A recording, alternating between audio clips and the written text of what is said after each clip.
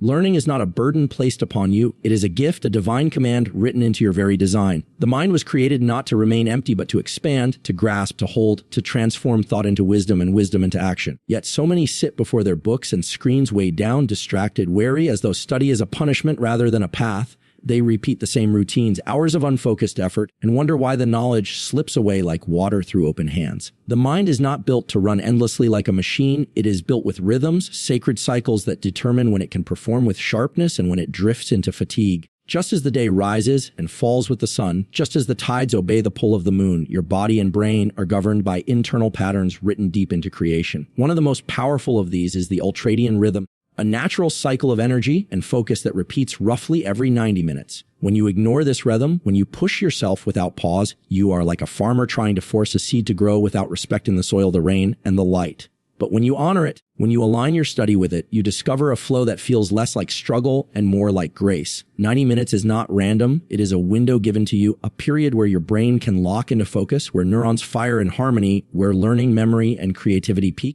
To study within this frame is to work with the design placed inside you, to step into a current rather than fight against it. Imagine sitting down to study and instead of watching your attention scatter after 20 minutes, you find yourself absorbed, fully immersed, time almost disappearing. This is what happens when you enter into one of those natural cycles with intention. The first minutes may feel like warming up, like tuning an instrument before the song, but soon the rhythm carries you. Your mind sharpens, distractions fall away, connections form effortlessly, and what once felt heavy becomes lighter. The 90-minute block is not just a strategy, it is a law written in your biology, and when you follow it, you are not merely studying, you are aligning with the wisdom of creation itself. This rhythm does not stand alone. It is supported by the way your body prepares you for battle and for rest. At the start of a 90-minute cycle, your alertness begins to rise, your heart steadies, your breath deepens, your eyes sharpen. If you allow yourself to be present in this moment, if you resist scattering your attention across endless distractions, the body and brain unite in purpose. This unity is powerful because it was intended to serve you in moments of survival, and now it can serve you in moments of learning. It is as if you are calling upon a hidden reservoir of strength that was always there, waiting for you to honor the pattern. But with every rise comes a fall. After 90 minutes, the body and mind send a signal that it is time to step back. Fatigue creeps in, attention drifts, retention slips. This is not weakness, this is wisdom. Just as the earth needs seasons of growth and seasons of rest, your mind needs cycles of focus and cycles of release. To push past this limit is to dishonor the design, to reap less fruit from more effort, to sacrifice depth for exhaustion. Yet if you pause, if you step away, you allow the cycle to reset, and when you return, the mind is ready once more, sharp as a blade, open as a vessel, eager to receive. Many believe that greatness comes from endless hours chained to the desk, from punishing the mind into obedience, but that is not true power. True power is knowing the law of rhythm and using it. True mastery is not found in the one who studies without ceasing, but in the one who knows when to rise and when to rest, when to pour out and when to replenish. The 90-minute block is more than a habit. It is a covenant with your biology, an agreement with the divine order that focus has a season and renewal has a season. Consider how even in sacred texts, time is divided into cycles, days, weeks, years of work and years of rest, mornings and evenings, hours of prayer and hours of silence. These patterns are not man-made inventions. They are echoes of the same law that governs your own focus. To align your study with these cycles is to live in obedience to that order,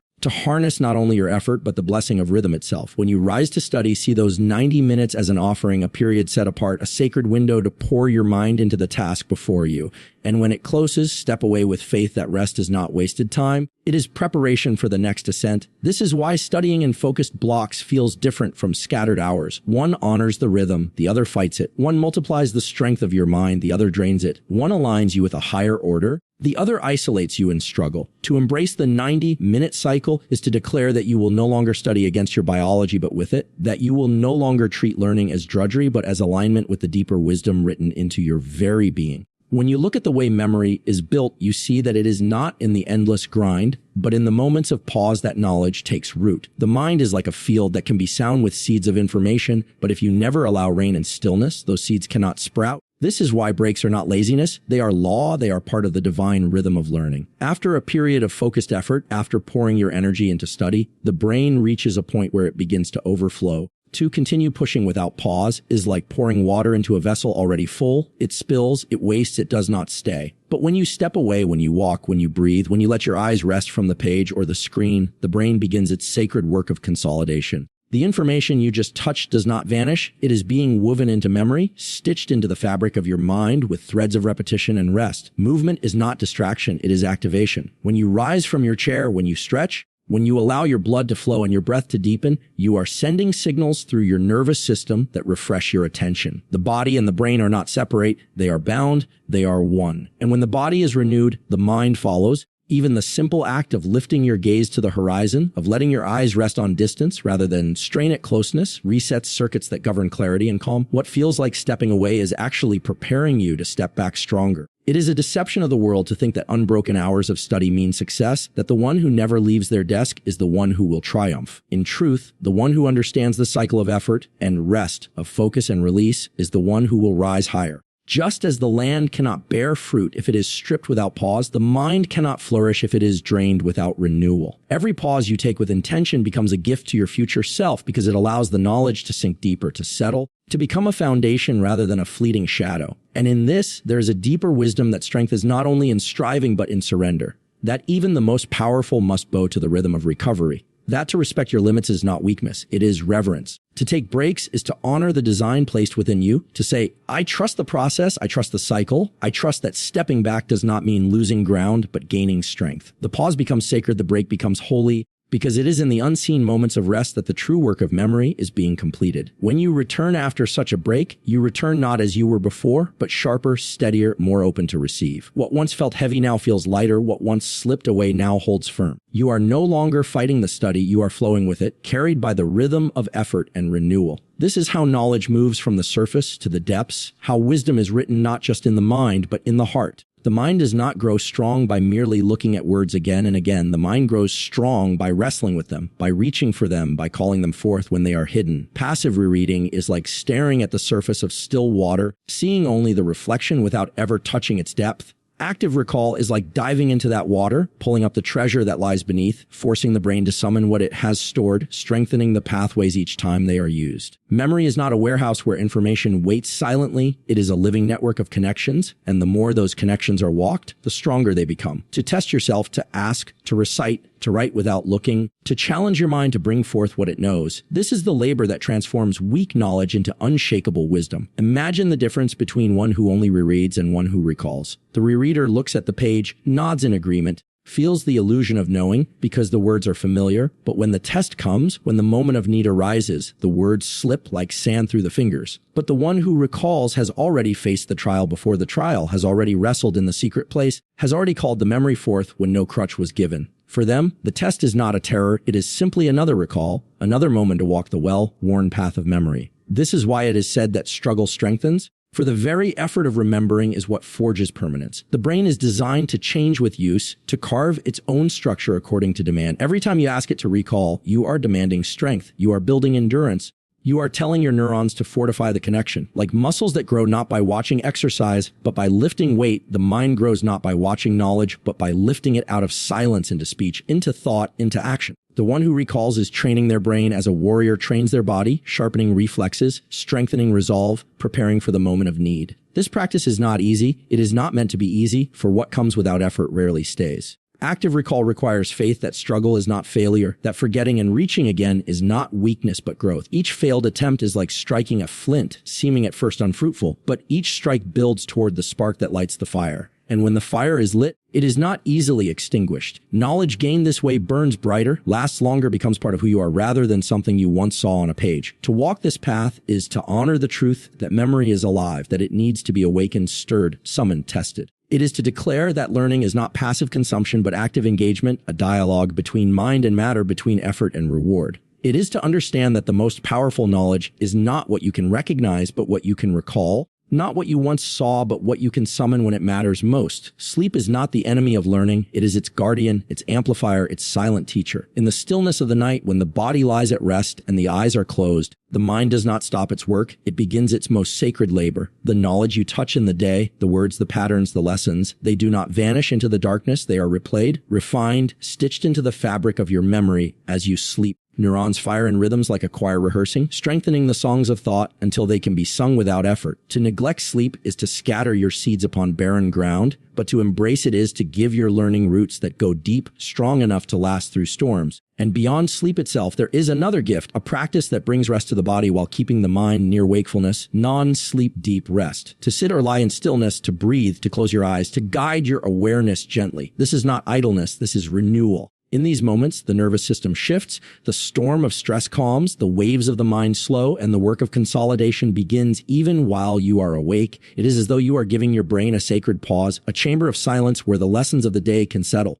Science shows us what the spirit has always known, that rest is not wasted time, it is holy time. The Creator did not design us to labor without pause. He wove cycles of day and night, toil and sleep, effort and stillness. When you honor these cycles, you are not surrendering progress, you are securing it. You are acknowledging that wisdom is not only gained in striving, but also in surrender, that the mind needs silence as much as it needs sound, that growth requires both action and stillness. Consider how the world itself rests. The soil must lie fallow to yield a greater harvest. The tree must pass through winter to bring fruit in spring. Even the ocean tides pull back before they return. In the same way, your learning deepens when you allow space for renewal. To study without sleep is to work against this law, to build without foundation to write on water. But to study and then rest is to engrave upon stone, to build upon rock, to ensure that what you have learned will not slip away but will remain as part of you. When you wake after a night of deep sleep or rise from even a short practice of deep rest, the mind is not as it was before. It is clearer, sharper, more connected. What once seemed scattered now feels whole. What once felt heavy now flows with ease.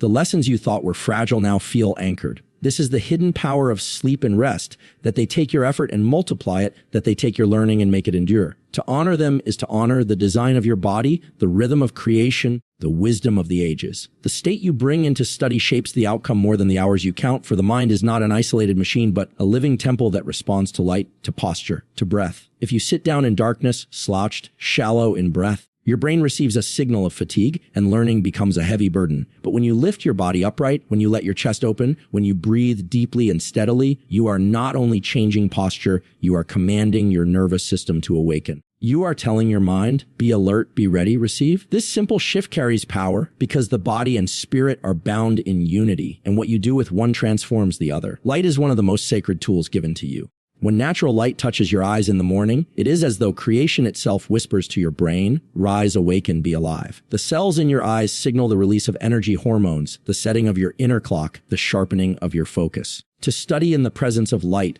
to let it fill your room and strike your eyes, is to align yourself with the rhythm that has ordered days since the beginning. Darkness at night teaches your body to rest, but light at the right time teaches your body to rise. To ignore this is to fight against design, but to embrace it is to unlock clarity without strain. Breath is another key, often neglected but profoundly powerful. When the breath is shallow, the mind is restless. When the breath is deliberate, the mind is steady. A few deep inhales can lift your alertness as surely as striking a bell awakens silence. Breathing is not just survival, it is instruction. It tells your heart how to beat, your blood how to flow, your brain how to fire. By mastering your breath before and during study, you are not just calming the body, you are carving a path for concentration, anchoring your attention like roots anchoring a tree in the wind. To enter study without attending to these states is like stepping into battle without armor, like trying to ignite fire without a spark. But when you combine light to awaken, posture to align, breath to steady, you step into a state of readiness that multiplies the power of your focus. It is no longer forcing yourself to study, it is preparing yourself to receive. This is not ritual for ritual's sake. It is obedience to the laws written into your very being. Just as the prophets and saints prepared themselves before sacred acts, cleansing, aligning, entering with reverence, so too must you prepare your body and mind before the sacred act of learning. And when you do, you will find that what once felt scattered now flows, what once felt foggy now sharpens, what once felt impossible now becomes possible. You are not dragging your mind into focus, you are opening the gate for it to enter freely. This is the secret of state, that by shaping your body and your environment, you shape your mind, and by shaping your mind, you shape your destiny. Knowledge is not cemented in a single sitting, it is strengthened by return, by repetition spread across time, by the revisiting that turns fragile memory into unshakable truth. To study once and never again is like carving words in the sand, beautiful for a moment but erased by the tide. But to return after a day, then again after several days, then again after weeks, is like carving those same words into stone. Each return signals to the brain that this knowledge is not passing, not trivial, but essential, worth preserving, worth binding into the architecture of your mind. This is the law of spaced repetition, a law that mirrors the rhythms of creation itself. The seasons do not pour out all their harvest in one day, they spread it across time, each return of the sun bringing renewal, each cycle deepening roots and bearing fruit.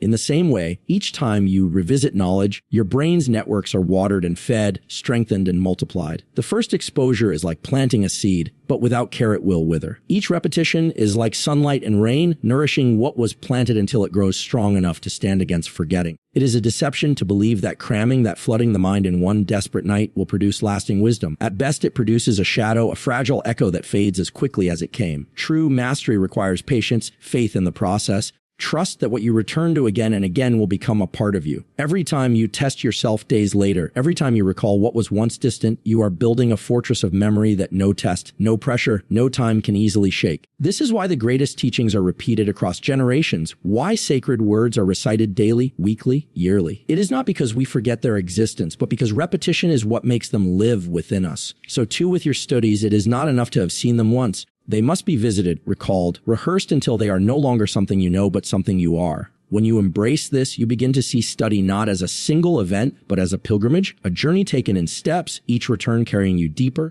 each cycle building strength upon strength. And what once seemed overwhelming becomes manageable, what once felt fleeting becomes enduring, because you are no longer leaning on a single moment, but on a rhythm of many. This is the power of spaced repetition, that by honoring the cycle of return, you turn fragile knowledge into eternal wisdom.